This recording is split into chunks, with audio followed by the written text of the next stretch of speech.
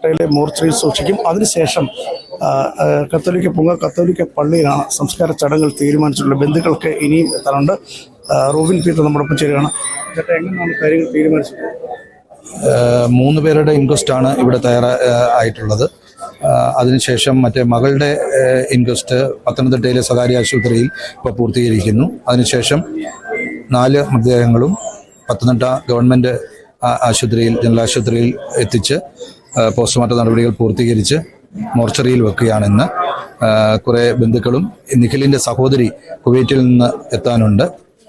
അതുകൂടി എത്തിയതിന് ശേഷം മാത്രമായിരിക്കും ശവസംസ്കാര ചടങ്ങുകൾ തീരുമാനിക്കുന്നത്.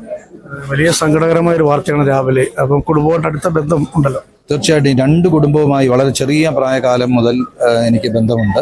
2 കൂട്ടരുമായും ഏറ്റവും അടുത്ത സ്നേഹം. വിവാഹത്തിൽ കഴിഞ്ഞ ഒരാഴ്ച മുമ്പ് നടന്ന വിവാഹ ചടങ്ങിൽ ഞാൻ പങ്കെടുത്തിരുന്നു. ഇവരുടെ ആ ഒരു വലിയ കുടുംബാംഗങ്ങൾ എല്ലാവരും ഉണ്ടായിരുന്നു. വളരെയേറെ സ്നേഹത്തോടെയും സന്തോഷത്തോടെയും കൂടി പിരിഞ്ഞത് ഞാൻ ഇപ്പോഴും എൻ്റെ മനസ്സിൽ നിറഞ്ഞു നിൽക്കുന്നു. ഒരിക്കലും വിശ്വസിക്കാൻ കഴിയാത്ത ഒരു വാർത്തയാണ് പുറത്തു വന്നത്.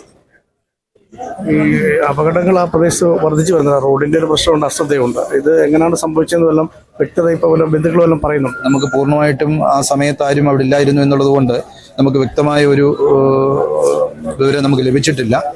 എന്തായാലും ഈ റോഡുകളിൽ ഈ കഴിഞ്ഞ 2 ആഴ്ചകൾക്ക് മുമ്പ് തന്നെ നിരവധി അപകടങ്ങളാണ് ഉണ്ടായിട്ടുള്ളത്. തീർച്ചയായും അത് പരിശോധിക്കപ്പെടണം. അത് എന്തുകൊണ്ടാണ്? അമിതമായ സ്പീഡും നമുക്ക് പറ്റില്ല. അപ്പോൾ അതിന് അമിതമായ സ്പീഡുള്ള സ്ഥലങ്ങളിൽ അതിനുവേണ്ട നിയന്ത്രണങ്ങളും അതിനുവേണ്ട നിർദ്ദേശങ്ങളും ഒക്കെ തന്നെ ബന്ധപ്പെട്ടവർ അടിയന്തരമായി 2 കുടുംബങ്ങളാണ് ഇല്ലാതായി പോയത്. അപ്പോൾ അതൊരു വലിയൊരു വേദനയായി, നാടിൻ്റെ വലിയ വേദനയായിട്ടാണ് ഇപ്പം നമ്മൾ കാണുന്നത്. അത്തരത്തിൽ സങ്കടകരമായൊരു വാർത്തയാണ്. അത് തന്നെയാണ് നാട്ടുകാർക്കും പറയുന്നത്. കാരണം അമിത വേഗതയിലും ഒപ്പം റോഡിൻ്റെ ചില പ്രശ്നങ്ങളും കാരണമാണ് അപകടങ്ങൾ ഉണ്ടാകുന്നത്. എന്തായാലും സംസ്കാര ചടങ്ങുകൾ പിന്നീട് തീരുമാനിക്കുമെന്നാണ് ബന്ധുക്കൾ പറഞ്ഞിട്ടുള്ളത്. പത്തനംതിട്ടയിൽ നിന്നും ശശി നാരായണൻ, ന്യൂസ് 18.